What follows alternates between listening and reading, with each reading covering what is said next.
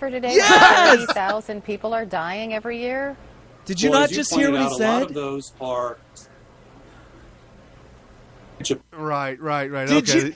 She literally just said la la la. She put her fingers in her ear and started singing the la la la song. When he said, yes, she did, that the gun violence statistics are down since 1991, while the gun ownership or whatever, or the amount of guns in America are way up, way up, 170 million more guns since 1991. Yeah. And the gun deaths or gun violence or whatever is down. Deaths in a violent situation. So for her to sit there and say, you're saying it's safer? He just proved it was. Well, but you're making that. It's the CDC numbers. The same organization that you're getting your numbers from, ma'am. Just a lunatic. You're listening to Smith Radio. Brian Smith, Kerry Smith. That's SMYTH. You can find us all over the place for you. Copyright Smith Radio. If you want to be a part of the show, give a call in 513-888-1538. We are talking all about gun violence, the liberals, insanity, Trump, and we're going to get into the BREXIT here at the top of the hour, which it is. You can listen to us every Sunday live, 5 to 8 p.m. Eastern. And if you want to listen to all our past shows, you can go to smithradio.com, SMYTH. You can see our live Twitter feed. You can see all the past shows. And you can see the live feed on our Facebook page, Smith Radio. And at the top of the page, you click on the buttons, On Demand, iHeart, iTunes. I mean, we're everywhere. So we're right in the middle of this soundbite where this guy, the gun control debate, just obliterates the CNN anchor or whatever you want to call it. She's beside herself. 33,000. How much longer do we have to go? She's not even beside herself. She's just literally not listening to him. She's turned off her headset. Like there's no. I see your lips moving, but you know what? I know you proved otherwise, but you're saying that you're not. You say it's safer. So you're telling me the sun comes up in the west? What? Oh, the east? No, I don't know. No, I don't know. I mean, it's just back and like she's claiming it's in the west, and he's like, "No, ma'am, it's in the east. Just walk outside your front door. It's right there." She just denies it. She needs to come up with some statistics to prove her point. Instead, all she's saying is there's 33 people, and her only 33,000 people dying. Violent gun crimes. What was her question? Is that too many? Yeah. How many more guns do we need on the streets? I mean, we got too many guns already. And how much longer do we have to deal with 33,000 people dying every year? I think her actual question was, isn't that too many? Right. Isn't that too many? Was she literally expect... This is the problem with liberals. They actually think that if we were going to be honest, we would have to answer, if we're going to answer honestly, no, 33,000 people dead is not enough. We need a lot more.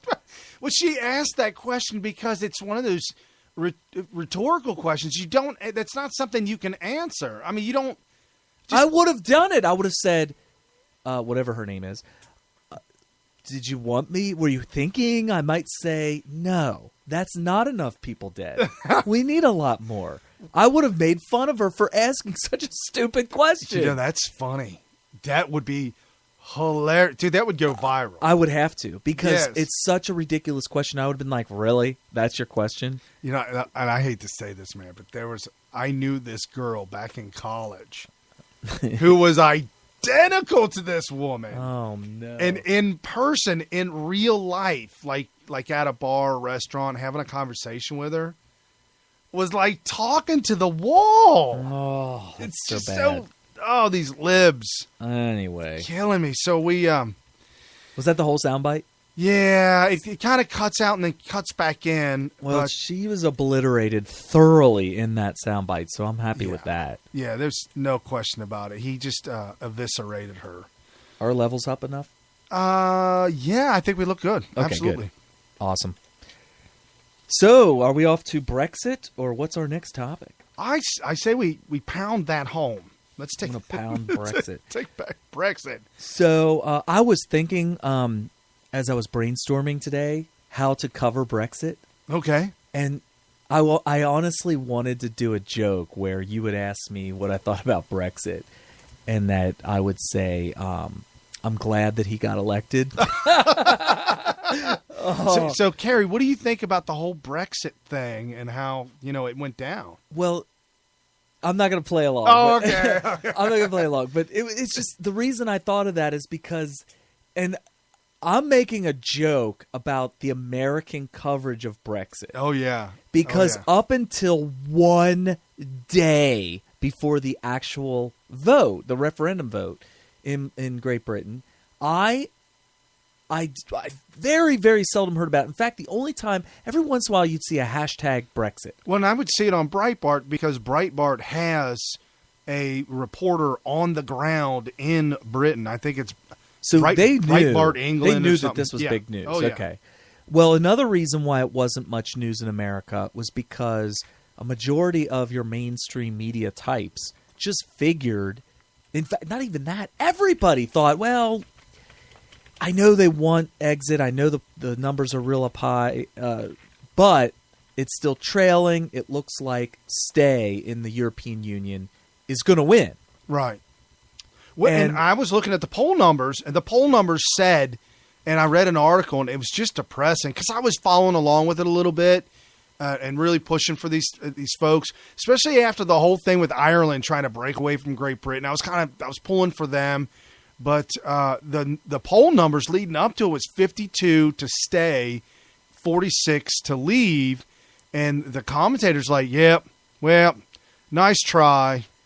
Well, and what the conservative commentators were saying was that the power, the amount of power that's going to be lost by the elites at the top, who are in charge of the European Union and who are also in charge of their own respective countries. Right. The amount of power loss is going to be so great that they are not going to allow this to happen.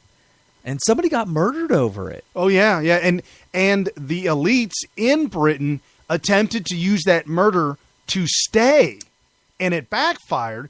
Just like when Obama made a mess all over himself, slipped in some awesome sauce, and he looked like a knucklehead. When he went to Great Britain and gave a speech, he wagged his finger at him. Wagged his finger at him. You guys better stay in. Otherwise, you're going to be in the back of the queue. He might as well have just said back of the bus. Yeah, He just went yeah. all the way. Yes, and Trump and a lot of other conservatives are pointing out that this is a huge fail and egg on Obama's face. Of course. Some people are even saying that Obama caused it. Oh no, there. Some people in Great Britain are saying that. Yeah. That when he came out and said that, and no, I'm talking about the elites that were for staying in the union. And what we're saying, what we're talking about is the European Union as a whole that Britain wanted out, or Okay, the people wanted out. So, what's your opinion on it? Like, what? Like, it sounds like I think we both agree that we both think it's awesome that they want their sovereignty, their independence, and all this kind of stuff, and they don't want to be beholden to whatever centralized government they're trying to make out of the EU and all that. But Right. Well, a guy named Larry Kudlow, who I follow often, he's got some great articles. He made a comment, the Magna Carta 2.0, and then in the article he's like, it's not really like the Magna Carta, but sort of it is. are you saying that the EU is like the Magna Carta? In a sense, he's trying to do Okay. a comparison of the two, but he says it's good for freedom, good for growth. Trump is a big winner. Obama got crushed.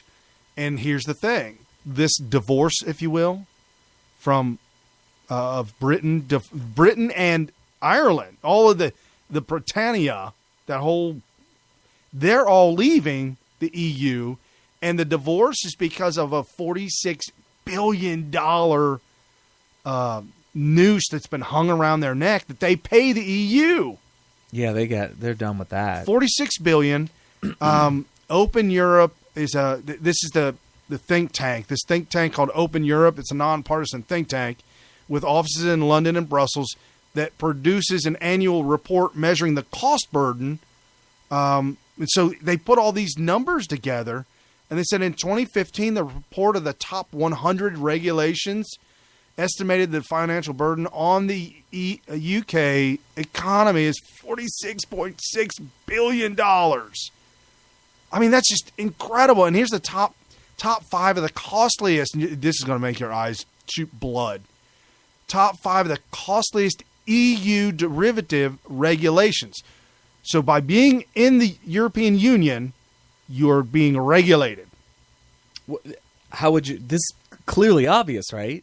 That's what centralized government's all about. Correct. It's a group of laws that all the member countries of the European Union agree to follow. Absolutely. And some of them are like one of the biggest things that happened when the EU first started was passports, completely no need for it whatsoever between all the member countries. It's a lot like the states of the United States.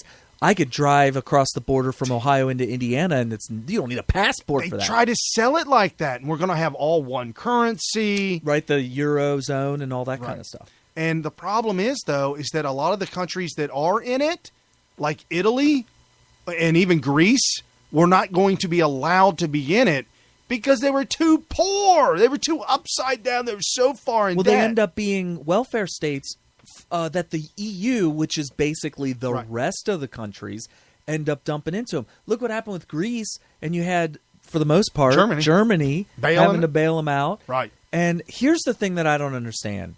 So when the Brexit vote finally came out, and it now looks like the United Kingdom is leaving. Right. They're going to exit the European Union. The pound, which is the British currency, plummets. Right. The world markets plummet. But in particular, the world is looking at this decision as this is going to be so bad for the UK economically, right? Right. And so their economy crashes, and world economies are crashing, whatever, Dow Jones and all that kind of stuff, right? But if the whole thing is that UK is a wealthier nation within the European Union, and they had to pay, what, $46 billion per year? Yeah, is it? Yeah, annually. So when they're not a part of the union, this is $46 billion they're going to have in their economy that they otherwise wouldn't have. The only people that are losing, as far as I'm concerned, are the 27 other members of the European Union outside of the UK. Right. Sounds to me like you should be buying the pound. Oh, I'm selling it. Yeah, I'd definitely be buying it now. Am I missing something here? No. Somebody explain this to me. It seems to me like that maybe the British Empire's coming back. Well, here's the thing, though. They're going to have to go from, I guess maybe it's the transition from the euro to back to the pound. Okay, so there'll be a cost associated with Maybe those or kind something of of things. that nature. Right. There'll be a cost associated with going back into independence, sovereignty, their own currency, and all that kind of stuff. But long term, I mean, it sounds to me like I would be selling the euro. And by the way, the instant this happened, I predicted this. I didn't tweet it. I didn't say anything publicly. I said it directly to Brian, and I'm sorry that I didn't, because you guys will never believe that I was the first to say this. Okay, so hold on real quick. Yeah. I had a thought in my mind. I just Googled it. Britain never used the euro. They stayed with the pound. I do not believe that they changed over to the euro. Britain kept their they would pound. have probably accepted euros. Yeah, accepted it, but just never changed over to it. But unlike Italy, they accepted the euro, and many other states as well. So early Friday morning, late. I guess it was late Thursday is when we got the news that Brexit was voted leave. Right. And so I tweeted, or I texted to you, Brian, that the drama never ends. England is seceding from the Union, the European Union. Yes. And then you said, wow, I knew it was close. And then I said, I need to try to figure out what this means. It seems to me, and this was Friday morning, 8 a.m., it seems to me another country like Germany will go next, and then it'll cause a domino effect, and then the entire European Union will dissolve. I said that Friday morning. It wasn't until way later in the day, maybe even Saturday, that they started talking about how other I think it was Netherlands was the very next one. Netherlands and They were the next one that Nexit said